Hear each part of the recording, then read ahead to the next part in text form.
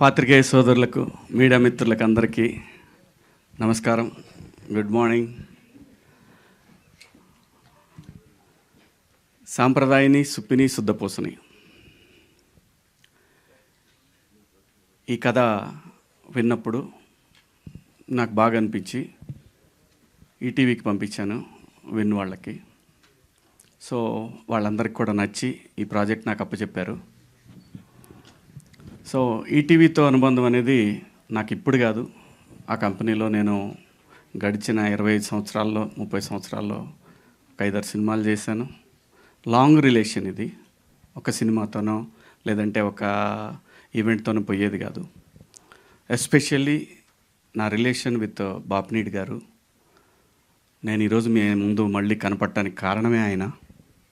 So నాకు more than వాస్తవంగా ఈ సందర్భంలో ఆ ఒక్క మీటింగ్ అనేది నా లైఫ్లో నేను ఎప్పటికీ నేను చనిపోయే వరకు కూడా మర్చిపోలేను. ఎందుకంటే ఆ నెక్స్ట్ మంత్ నాకు హోప్ లేదు. అంటే హోప్ లేదంటే హైదరాబాద్లో బతకాలంటే చాలా డబ్బులు కావాలి. అలాంటి పరిస్థితుల్లో సరే అక్కడి నుంచి నడపాలంటే, బండి నడపాలంటే కష్టమైన పనే. ఊరు వెళ్ళిపోదాం అనుకున్న పరిస్థితి అది. ఎందుకో తెలియదు, మైండ్లోకి ఆయన వచ్చారు. వచ్చినప్పుడు వెళ్ళి కలిశాను. నా దగ్గర 2 రీమేక్లు ఉన్నాయి, ఏమన్నా చేస్తారా అని అడగటానికని వెళ్ళాను అనమాట. ఆయన వాళ్ళు చూస్తారు అని సాయి గారిని, నితిన్ గారిని పిలిచి చెప్పారు, అది చూడండి అమ్మా అని. ఆ తర్వాత సరేనండి అనుకున్నాను. హోప్ అయిపోయింది, ఇంకా ప్యాకప్ ఇంటిక్కడి నుంచి హైదరాబాద్ నుంచి అని అనుకున్నాను. అని బయటకు వస్తుంటే ఆయన పిలిచి, శివాజీ నువ్వు యాక్ట్ చేయొచ్చు కదమ్మా అని అన్నారు. సార్ నేను ఎప్పుడు చేయను లేదు, ఇస్తే చేస్తా సార్, ఇస్తే చేస్తామని ఆయనే అన్నారు. ఖచ్చితంగా చేస్తానండి. సరే అమ్మా అన్నారు. బట్ అక్కడి నుంచి బయటకు వచ్చిన తర్వాత 1 అవర్కి బిగ్ బాస్ ఆఫర్ వచ్చింది. కానీ నేను ముందు అక్కడ మాట ఇచ్చాను కదా అని నేను వాళ్ళకేం చెప్పలేదు బిగ్ బాస్కి. కానీ వీళ్ళకి చెప్పాను. చెప్తే వీళ్ళు అప్పటికే 90s సారీ అక్కడ వచ్చిన తర్వాత ఎప్పటికో నాకు వీళ్ళు 90s పంపించారు ఒక 1-2 మంత్స్ తర్వాత. సరే చేస్తానని చెప్పాను. చేస్తానని చెప్పిన తర్వాత బిగ్ బాస్ ఆఫర్ వచ్చింది. కానీ బిగ్ బాస్ ఆఫర్ వస్తే నేను, మనవాడు ఉన్నాడు కదా, తనకి చెప్పాను నేను ఇప్పుడు చేయలేను, 2 ఒకేసారి. రఘు చెప్పాడు 2 ఒకేసారి అయిపోతున్నాయి. రఘు అయినా ఒకసారి చెప్తాను నేనని బాపినీడి గారికి, నితిన్ గారికి చెప్పాను, సాయి గారికి చెప్పలేదు. చెప్తే బాపినీడి గారు అన్నారు వీళ్ళతోటి చేయమను, అది కూడా యాక్సెప్ట్ చేయమను, దాని పరిస్థితిని బట్టి చేద్దాం మనం అని చెప్పి కరెక్ట్గా 1 మంత్లో నా పార్ట్ పూర్తి చేసి పంపించారనమాట. అలా లైఫ్లో ఏ పాయింట్ ఎక్కడ మనకి అవకాశాన్ని ఇస్తుందో తెలియని సందర్భంలో లిటరల్గా, ఎందుకంటే ఏదన్నా నేను చెప్పేసే మనిషిని. సో నాకు ఆ పరిస్థితుల్లో నేను ఫ్యామిలీని రన్ చేసే పరిస్థితి కాదు. ఊళ్ళో ప్రాపర్టీలు ఉన్నాయి, కానీ ఆ పరిస్థితి కాని సందర్భంలో నాకు ఈటీవీ బాపినీడి గారు, ఆ సంస్థ నాకు అవకాశం ఇచ్చి మళ్ళీ ఈరోజు మీ అందరి ముందు నిలబడటానికి కారణమైంది. అది ఎప్పటికీ మనం పోయే మన లాస్ట్ బ్రెత్ వరకు కూడా మనం మర్చిపోలేనటువంటి నేను ఒక సంఘటన అది. సో అలా వాళ్ళు నాకు సినిమా అప్పచెప్పారు. అదే ఈ సాంప్రదాయాన్ని సుప్పిని శుద్ధపూసని. సుధీర్ కొత్త అయినా కూడా కథ బాగా చెప్పాడు, ఖచ్చితంగా తీస్తాడు అనుకున్నా. బట్ నేనేంటంటే నేను ప్రతి ఒక్కటి దగ్గరుండి చూసుకోగలననే ధైర్యం నాకు. చిన్నపిల్లలు మనం గట్టిగా చెప్పి కూడా చేయించుకోవచ్చు, ఆ ధైర్యం ఉంది నాకు. అలాగే ఈ సినిమా నడిచింది. అలాగే కెమెరామెన్, ఫస్ట్ ఒక కెమెరామెన్ ఉన్నాడు, కానీ మాకు కొంచెం గ్యాప్ వచ్చేసి ఆయన వెళ్ళిపోయిన తర్వాత మళ్ళీ తన ద్వారానే నేను ఏది కూడా, ఎడిటర్ అయినా ఏ టెక్నీషియన్ అయినా తనకి నచ్చిన వాళ్ళనే నేను పెట్టాను. ఎందుకంటే వాళ్ళ కోఆర్డినేషన్ బాగుందనుకో ఆటోమేటిక్గా అన్నీ సెట్ అవుతాయి. అలాగే రిత్విక్ వచ్చాడు అనమాట. రిత్విక్ది కూడా ఏ విషయమైనా సరే, ఈ కథ విషయం కానీ, ఈచ్ అండ్ ఎవ్రీథింగ్, ఆర్టిస్టులు కానీ, టెక్నీషియన్లు కానీ, సాంగ్ కానీ, ఏదైనా సరే ఎవ్రీథింగ్ మనం వెనికి చెప్పే చేస్తాం. ఎందుకంటే వాళ్ళు రెస్పాన్సిబిలిటీ ఇచ్చినప్పుడు చెప్పాల్సిన బాధ్యత మన దగ్గర ఉంటుంది. అలా ఈ సినిమా చేయటం జరిగింది. ఈ సినిమాకి ఇంకా చాలామంది పనిచేశారు బ్యాక్గ్రౌండ్లో. డైరెక్షన్ డిపార్ట్మెంటు, అలాగే డిఓపి, ఆర్ట్ వాళ్ళు, ఆర్టిస్టులు. ఈ సినిమాలో మీరు చూస్తే ఈ సినిమాలో ఒక నాకు కూడా తెలీదు అలా అలా ఉంది సినిమా అనే విషయం నాకు తెలీదు. మీరు ప్రతి సీన్లో ఒక కొత్త ఆర్టిస్ట్ని చూస్తారు. అందరు కూడా ఫెమిలియర్ బాగా పాపులర్ ఆర్టిస్టులే. ఒక 30 మంది పైనే ఉంటారండి. చాలా బాగుంటుంది సినిమా. ఫ్యామిలీ అందరూ కూర్చొని సంక్రాంతి పండగకి ఎలాగైతే మనం ఒక సినిమా చూస్తామో అలా చూడగలిగినటువంటి ఒక సినిమా. ఈ సినిమాలో సాంగ్ కూడా సెకండ్ హాఫ్లో నాకేంటంటే నేను ఎప్పుడో ఒక 20 ఏళ్ల క్రితం ఈ పాయా సాంగ్ని నేను వినటం జరిగింది. ఒక 20-25 ఏళ్ల క్రితమే విన్నాను. అది సయ్యద్ షాబుద్దీన్ గారు అని ఓల్డ్ సిటీలో ఉంటారు. ఆయన స్టాండప్ కమెడియన్ అని. ఆయనది ఈ సాంగ్ యాక్చువల్గా. ఆయన్ని పిలిచి వాళ్ళ దగ్గర రైట్స్ తీసుకొని ఆ ట్యూన్ తీసుకున్నాం అనమాట. ట్యూన్ తీసుకొని లిరిక్స్ కూడా హిందీలో ఉన్నాయి. అది కూడా రిలీజ్ చేస్తాం. ఉర్దూ లిరిక్స్ ఆయనే రాశారు. అది కూడా రిలీజ్ చేస్తాము. అది కూడా కంపోజిషన్ అయిపోయింది. అది వేరే ఆయన చేశాడు. సో తర్వాత మనోడికి బోలేకి పిలిచి, బోలే హిందీది వర్కౌట్ అయ్యేట్టు కనపట్లేదు, ఇది నువ్వు తెలుగులో చేయగలవా అని చెప్పి పిలిస్తే మనోడు అసలు 2 డేస్లో బ్రహ్మాండంగా ఒక ఆర్డర్ సెట్ చేసి ఇచ్చాడు. ఇంకా ఆ తర్వాత చిన్నగా అన్నీ డెవలప్ అయ్యి బ్రహ్మాండంగా చేశాడు. థ్యాంక్ యూ బోలే. లిరిక్ రైటర్ కూడా, ఆయన పేరేంటి తెలుగుకి మర్చిన ఆయన పేరు, మనోజ్ అని ఆయన చేశారు, రాశారు. షాబుద్దీన్ గారి లిరిక్స్కి సిమిలర్గా ఉంటాయి, కానీ డెఫినెట్గా చాలా బాగా రాశాడు. ఉర్దూది ఒక రకంగా ఉంటే ఈ లిరిక్స్ ఇంకో రకంగా ఉంటాయి. అందరూ చాలా ఎవరిని ఏం అడిగినా సరే ప్రతి ఒక్కళ్ళు కూడా రైట్ ఫ్రమ్ డిఓపి. తను ఆల్బమ్స్ చేసేవాడు బాలీవుడ్లో. అలాగే ఇన్స్టిట్యూట్ నుంచి వచ్చాడు తను.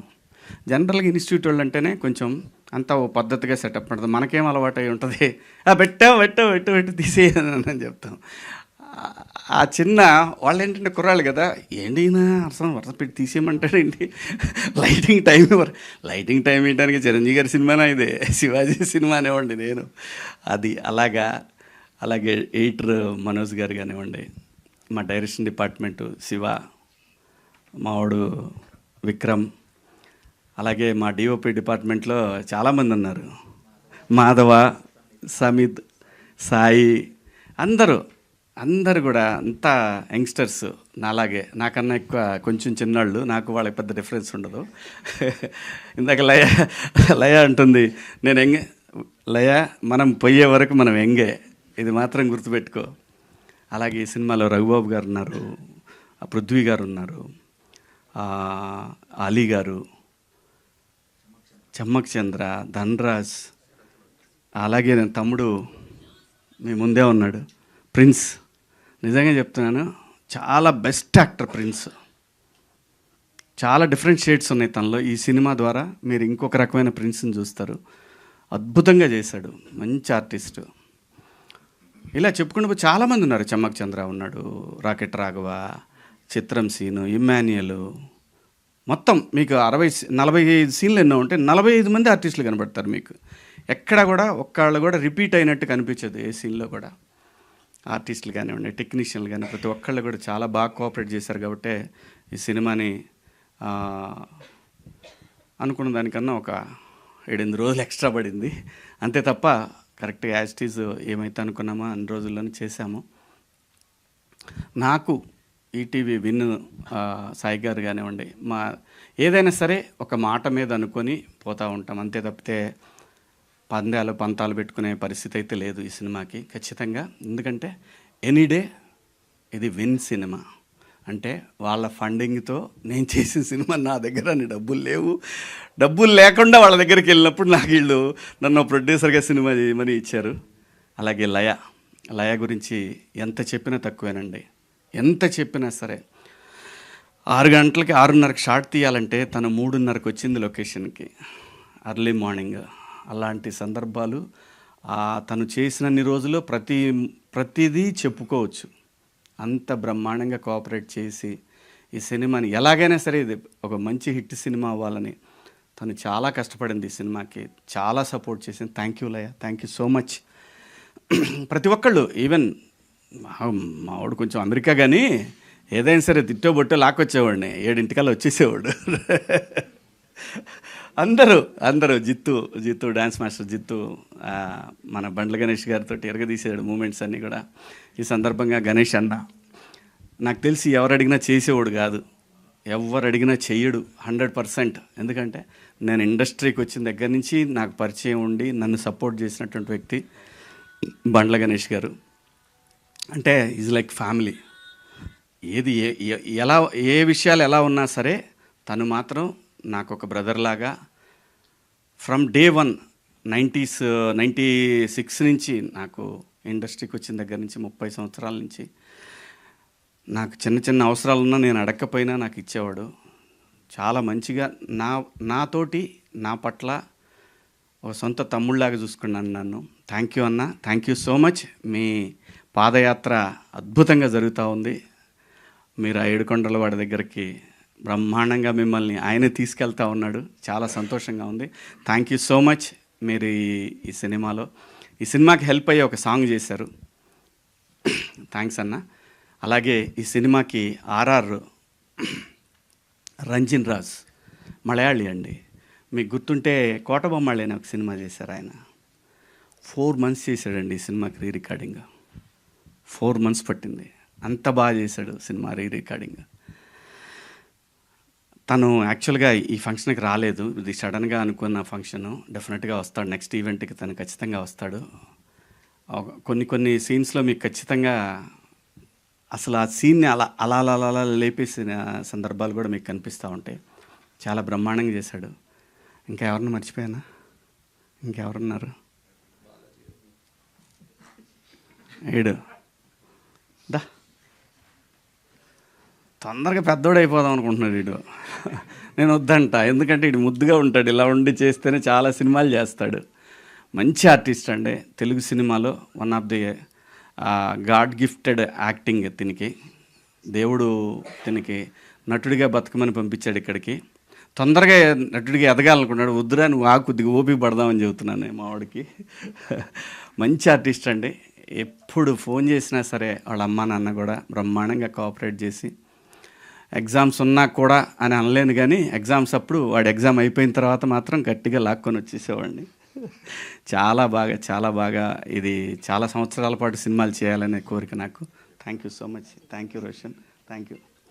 అలాగే ఈ సినిమాలో మిత్రుడు కమల్ మొన్న ఎట్లయితే దండోరాలో ఒక మంచి పాత్ర చేశాడో, అలాగే ఈ సినిమాలో కూడా పోలీస్ ఆఫీసర్ క్యారెక్టర్ చాలా బాగా చేశాడు. అలాగే మా అన్న కాదంబరి అన్న, చాలామంది ఉన్నారండి. పేర్లు అంటే గబగబా చెప్పమంటే చెప్పలేను కానీ చాలామంది ఆర్టిస్టులు, ఒక 30 మంది పైన ఆర్టిస్టులు ఉంటారు ఈ సినిమాలో.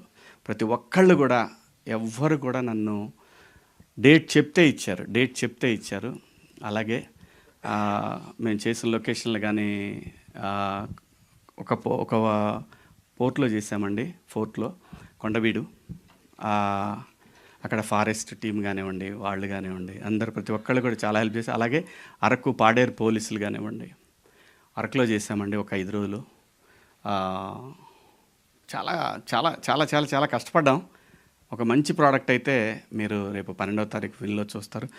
దయచేసి విన్ ఎట్లయితే మనకి 90లో ఒక కిక్ స్టార్ట్ అయిందో అలాగే ఈ సినిమాకి నెక్స్ట్ లెవెల్కి వెళ్తుందని ఆశిస్తున్నాను. నేను వెళ్ళాలి కూడా.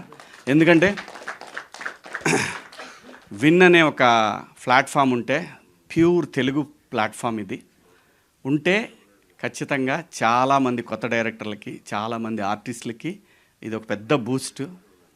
సో మీరందరూ కూడా రేపు 12వ తారీఖు తర్వాత డెఫినెట్గా ఎవరన్నా సబ్స్క్రైబ్ చేసుకొని వాళ్ళు ఉంటే ఇండియా, అమెరికా, ఆస్ట్రేలియా, బయట దేశాల్లో ఉన్న ప్రతి ఒక్కళ్ళకి కూడా ఇది అవైలబుల్లో ఉంది. Win app, please subscribe. ఒక మంచి కంటెంట్ రేపు 12వ తారీఖు మీ ముందుకు రాబోతుంది. Thank you so much. ఇన్నాళ్ళు సపోర్ట్ చేసిన ప్రతి ఒక్కళ్ళకి కూడా థ్యాంక్ యూ. అలాగే గత సినిమాలను ఎలాగైతే దండోరాని హిట్ చేసిన మీ అందరికి కూడా థ్యాంక్స్. ఈ సినిమాని కూడా సూపర్ డూపర్ హిట్ చేస్తారని ఆశిస్తూ సెలవు తీసుకుంటున్నాను. మీడియా మిత్రులకు థ్యాంక్ యూ. అలాగే మా వంశీశేఖర్, ఇంకా మేము ప్రతిసారి చెప్పుకునేదే ఉండదు, మేము ఉన్నామంటే ఖచ్చితంగా మా వెనకాల వంశీశేఖర్ ఉంటారు. మీడియా మిత్రులు మీ అందరికి కూడా పేరు పేరున థ్యాంక్స్. వేణు వెంకట గారు,